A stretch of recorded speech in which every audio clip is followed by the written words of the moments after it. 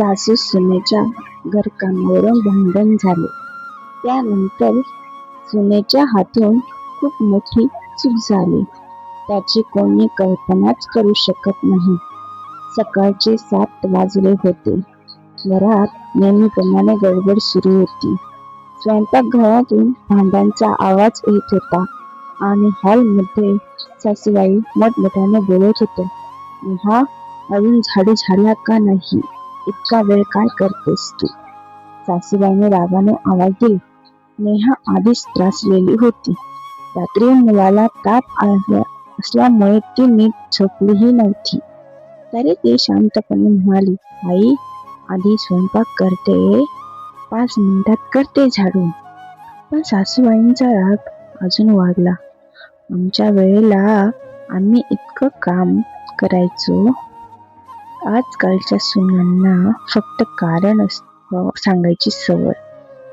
हे ऐकताच नेहाचा संयम तुटला. आई, मी पण माणूस आहे, मशीन नाही. घरात अचानक शांतता पसरली. सासूबाईंनी संतापाने तिच्याकडे पाहू लागल्या. माझ्याशी आवाज चढवतेस? 2 दिवस घरात आली आणि मला शिकवतेस? नेहा काही बोलणार त्या सासूबाईंनी तिच्या हातातली भाजीची परात खाली फेकली. धाडकन आवाज झाला आणि पुढच्या क्षणी नेहाच्या हातून अशी एक गोष्ट झाली जी पाहून सगळ्यांची पायाखालची जमीन सरकणार होती.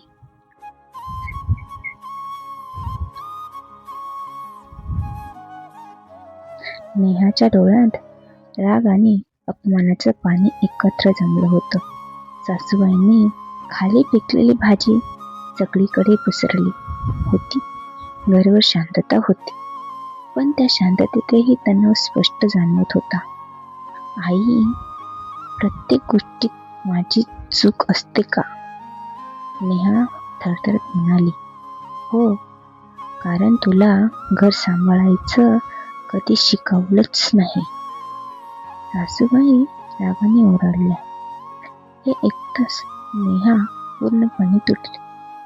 ती रागाच्या भरात स्वयंपाकघरातून बाहेर पडली आणि थेट बेडरूममध्ये गेली. दरवाजा जोरात आपटल्याचा आवाज संपूर्ण घरात घुमला.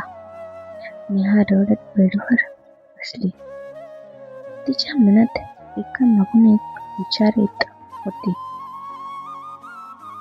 मी किती केलं तरी या घरात मला कधीच मान मिळणार नाही. इतक्यात बाहेरून सासूबाईचा आवाज आला. काम अर्धवट टाकून बसली आहे महाराणी. हे ऐकताच नेहाचा राग पुन्हा भडकला. ती तडक उठली आणि कपाट उघडत बॅग बाहेर काढू लागली. बस, आता मी या घरातून निघून जाते. रागाच्या भरात ती कपडे भरत होती. तेवढ्यात तिच्या हाताला कपाटात ठेवलेली एक जुनी फाईल लागली. फाईल खाली पडली आणि त्यातून काही कागद आणि एक फोटो जमिनीवर बिखरले. नेहाने सहज तो फोटो उचलला, पण फोटो पाहताच तिचा चेहरा पांढरा पडला.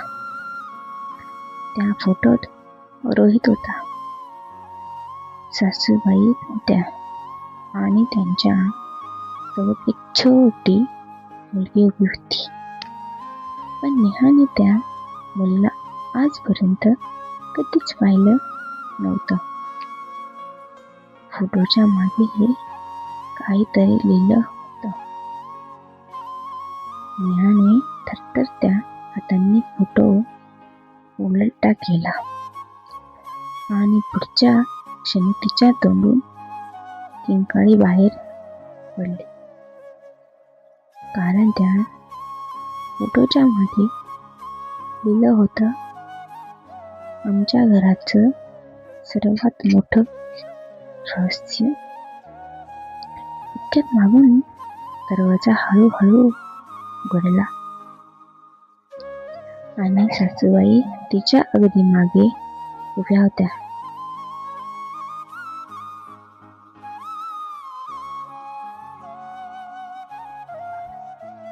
नेहाच्या हातून एक अशी गोष्ट झाली जी पाहून सगळ्यांची पायाखालची जमीन सरकली होती. वरात खाली पडताच नेहाच्या डोक्यात जमीन उभी गेली. तिच्या डोळ्यांसमोर अंधारी आली. रात्रीची जागरण, मुलाची काळजी आणि सासूबाईचा हा रोजचा छळ तिच्या सहनशीलतेचा अंत होता. तिने रागारागात शेजारच्या असलेल्या पाण्याचा भरलेला तांब्या उचलला आणि तो थेट सासूबाईच्या पायाशी आदळला आणि सगळीकडे पसरलं आणि ती जोरात रडली. बस झालं आता, मी हे घर सोडून चालले. नेहा तरा हॉलमध्ये आली. तिने बेडरूम मध्ये जाऊन रडणाऱ्या लहान मुलाला कडेवर घेतली आणि पर्स उचलून ती तशीच घराबाहेर पडली. सासूबाई मागे ओरडतच राहिली, पण नेहाने मागे वळून पाहिले नाही. दुपारी 2 वाजता तो धक्कादायक फोन नेहा रागाच्या भरात तिच्या माहेरी निघून गेली होती. इकडे घरात सासूबाईंचा राग शांत झाल्यावर त्यांना आपल्या वागण्याचा पश्चाताप होऊ लागला, पण तोपर्यंत वेळ निघून गेली होती. दुपारी सासूबाईंच्या फोनवर एक अनोळखी नंबरवरून कॉल आला. त्यांनी फोन उचलला तर पलीकडून एक पोलिसाचा आवाज आला होता. हॅलो, तुम्ही अलका देशपांडे बोलताय का? नेहा देशपांडे तुमच्या कोण लागताय? सासूबाईचा जीवर खाली झाला. त्या घाबरत म्हणाले, हो, ती माझी सून आहे. काय झालं साहेब? पोलीस गंभीर आवाजात म्हणाले, तुमच्या सुनेचा हायवेवर मोठा अपघात झाला आहे. एक भरधाव ट्रकने त्यांच्या गाडीला उडवले.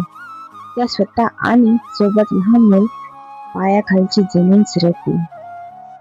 हे ऐकताच सासूबाईच्या हातातून फोन गळून पडला. त्यांच्या पायाखालची जमीन खरोखरच सरकली. डोळ्यांसमोर अंधारी आली. माझ्या एका पराती फेकण्यामुळे, माझ्या त्या 4 शब्दांमुळे ती रागाच्या भरात घराबाहेर पडली. जर मी तेव्हा स्वतःला आवरलं असतं तर आज माझी सून आणि नातू मृत्यूच्या दारात नसते. सासूबाईंना स्वतःची प्रचंड घृणा वाटू लागली. त्या ओक्साबोक्सी रडू लागल्या. त्यांनी कसाबसा मलाला फोन केला आणि ही दोघेही पळत हॉस्पिटलच्या दिशेने निघाले. हॉस्पिटलमधील दृश्य हॉस्पिटलच्या अतिदक्षता विभागाकडे बाहेर ICU दोघेही पोहोचले. डॉक्टर बाहेर आले. त्यांच्या चेहऱ्यावर गंभीरतेचे भाव होते. सासूबाईंनी डॉक्टरांचे पाय धरले. डॉक्टर, माझ्या सुनेला आणि माझ्या नातवाला वाचवा. माझी चूक झाली. डॉक्टरांनी त्यांना उठवले आणि म्हणाले, तुमचा नातू सुखरूप आहे. त्याला किरकोळ खरचटले, पण तुमच्या सुनेच्या डोक्याला गंभीर दुखापत झाली आहे. पुढील 24 तास खूप महत्वाचे आहे. प्रार्थना करा. काचेच्या खिडकीतून सासूबाईंनी नेहाकडे पाहिले. जिच्याशी काही तासांपूर्वी नको ते बोलत होते, ती आज तेथे मृत्यूशी झुंज देत होती. सासूबाईंनी मनोमन देवासमोर हात जोडले आणि नवस केला, देवा, माझ्या सुनेला सुखरूप परत आण. मी तिला कधीच एका शब्दानेही दुखवणार नाही. तिला सुनेच्या नाही तर मुलीच्या मायेने सांभाळेन.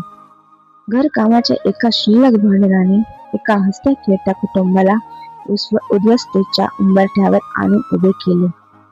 हॉस्पिटलच्या कॉरिडॉरमध्ये वेळेचा प्रत्येक सेकंद जणू डोंगरासारखा भासत होता.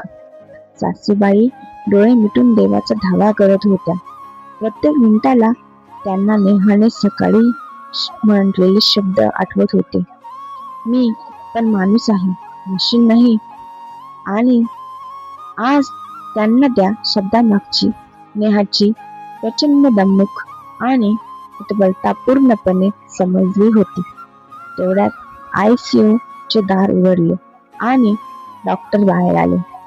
त्याच्या चेहऱ्यावर आता एक फुलकीशी सुटका होती. डॉक्टर म्हणाले, एक आनंदाची बातमी आहे. औषधांना तिने चांगला प्रतिसाद दिलाय. नेहा शुद्धीवर आली आहे आणि ती धोक्याबाहेर आहे. तुम्ही तिला भेटू शकता, पण तिला जास्त त्रास देऊ नका. त्या 2 पिढ्यांचे अश्रू आणि सुटकेचा श्वास सासूबाईंनी देवाचे आभार मानले आणि त्या धावतच आत गेले. बेडवर नेहा डोक्याला पट्टी बांधून शांत झोपली होती. सासूबाईंना पाहताच तिच्या डोळ्यातून पाणी गळगळू लागले.